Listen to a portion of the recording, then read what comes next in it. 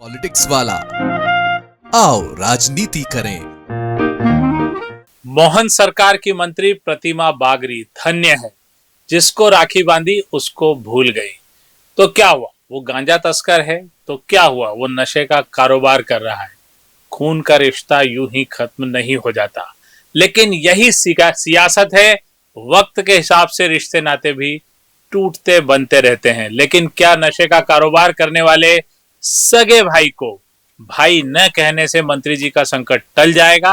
बात दिल्ली तक पहुंच गई है। लेकिन प्रतिमा जी, आपको डरने की जरूरत नहीं है। आप विजय शाह को देख लीजिए, क्योंकि बीजेपी में नैतिकता के आधार पर इस्तीफा लेने और देने दोनों की परंपरा समाप्त हो चुकी है। आप विजय शाह को ही आदर्श मानकर कुर्सी पर डटे रहिए।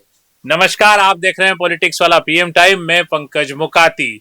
भाजपा सरकार, मध्य प्रदेश की भाजपा सरकार जो नशा मुक्त, सादा जीवन और उच्च विचार की बातें करती है, वही भाजपा मंत्री के भाई बहनोई नशीले पदार्थों की तस्करी में पकड़े गए।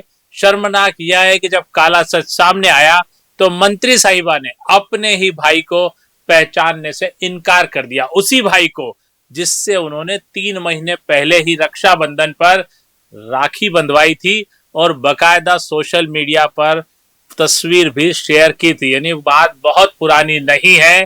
पर क्या यह भाजपा की रीति नीति बन गई है? पहले परिवार और सगे संबंधियों को सत्ता से आर्थिक लाभ दिलाओ, फिर पकड़े जाने पर परिवार को त्याग दो और कहोगे तो बहुत पहले ही मैंने परिवार से नाता तोड़ लिया है, और समर्पण का मुखौटा लगा लो। पार्टी के लिए, देश के लिए समर्पित हो गए हैं, परिवार छोड़कर, त्याग कर। लेकिन प्रतिमा जी, हम नहीं भूले हैं कि इसी रक्षाबंधन पर आपने अपने इसी भाई के साथ तस्वीर सोशल मीडिया पर लगाई थी। तो यानी रिश्ता खत्म हुए बहुत दिन नहीं हुए, या ऐसी कोई बात ही नहीं है कि आपका अपने भाई के साथ रिश्ता नहीं है। सुनते हैं प्रतिमा बागरी ने अपने भाई को लेकर क्या कहा। पूरी विधानसभा मेरा परिवार है, पूरे विधानसभा के लोग आते हैं, तो रक्षाबंधन सब दीदी बोलती है। रक्षाबंधन पर बहुत सारे लोगों को राखी, आपके अकाउंट से क्यों ट्वीट हुआ? सबको राखी बांधती हूँ, जिनको सबके लिए ट्वीट। अनिल बागरी यही सोच रहे होंगे, जिस बहन ने राखी बांधी, सोशल मीडिया पर फोटो डाली, शादी में आशीर्वाद दिया, जिसके चुनाव में रात दिन प्रचार में एक कर दिया, जिताने के लिए साम दाम दंड सब कुछ झोंक दिया, अब वही खुद की कुर्सी पर संकट देख पलट गई। कह रही है कि पूरी विधानसभा को राखी बांधती हूं तो क्या सभी भाई हो गए? बात तो सही है, लेकिन खून के रिश्ते खत्म नहीं होते मैडम। अब इस बात को भी जरा देख लीजिए कि मंत्री, मोहन सरकार की मंत्री, शिवराज के राज की मंत्री रही प्रतिमा बागरी ये कह रही है कि हम तो पूरे गांव को राखी बांधते हैं, तो इसका मतलब वो भाई तो नहीं हो गई। यानी सरकार, मध्य प्रदेश की सरकार, पहले शिवराज सिंह मुख्यमंत्री रहते हुए और अब मोहन यादव, जो महीने महीने तक रक्षाबंधन पर्व मनाते हैं, जिसमें तमाम मंत्री भी जुड़ जाते हैं और पूरा प्रदेश का अमला 1 महीने तक गली मोहल्ले चौराहे गांव गांव पर जाकर बहनों से राखी बांधता है। तो क्या इस तरह के रिश्ते कोई काम नहीं है? रक्षाबंधन का कोई मतलब नहीं रह गया, ये केवल दिखावे की चीज हो गई है। अब आपको बताते हैं प्रतिमा बागरी के परिवार के बारे में, जिसके बारे में उनके बयान में उन्होंने ये कहा कि पहले ये सच्चाई तो जान लीजिए मीडिया वालों की, जिसके बारे में आप गांजा तस्कर होने की बात कर रहे हैं वो मेरा भाई भी है या नहीं। तो थोड़ी देर के लिए ऐसा ही लगता है कि शायद वे प्रतिमा बागरी के भाई नहीं है जो गांजा तस्करी में पकड़े गए हैं, क्योंकि मंत्री खुद कह रही है कि वो मेरे भाई है कि नहीं। मीडिया इसकी तसल्ली कर ले, तो हमने इसकी तसल्ली इत्मीनान से कर ली है कि अब इसी से हम आपको बताते हैं कि क्या है प्रतिमा बागरी का परिवार और कौन है उनके परिवार में। जय प्रताप बागरी, जो कि पूर्व जिला पंचायत सदस्य हैं, वे प्रतिमा बागरी के पिता हैं।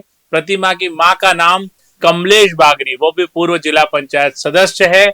जय प्रताप बागरी के कुल 5 बच्चे हैं, जिनमें प्रतिमा बागरी भी शामिल है। सबसे बड़ा बेटा और प्रतिमा का बड़ा भाई अनिल बागरी, बहन प्रियंका और भाई ऋषभ। प्रतिमा जी की एक और बहन है जिनका नाम पुष्ट नहीं हो पाया। बहनोई और अब भाई भी गांजा तस्करी में पकड़े गए हैं, लेकिन बीजेपी की ओर से कोई जवाब नहीं, सब कुछ ठीक ठाक चल रहा है। क्या बीजेपी अध्यक्ष हेमंत खंडेलवाल कानून अपना काम कर रहा है से ज्यादा कुछ बोल पाएंगे? क्या वो प्रतिमा बागड़ी से जवाब मांग पाएंगे? अब मोहन सरकार को इस मामले की निष्पक्ष जांच करानी ही चाहिए और सभी दोषियों को सलाखों के पीछे भी भेजना चाहिए। साथ ही तत्काल मंत्री साहिबा से इस्तीफा लेना चाहिए और सभी पार्टी दायित्वों से इस मामले के रफा दफा होने तक मुक्त किया जाना चाहिए ताकि निष्पक्ष जांच हो पाए। वरना ये भाजपा का सुशासन, सरकार का काम, प्रशासन की वाही सब केवल कागजी दिखावा रह जाएगी। हम कई मंत्रियों के और उनके बेटों को, परिवार को इस तरह की दबंगई करते देख चुके हैं और उन पर कोई कार्रवाई नहीं हुई।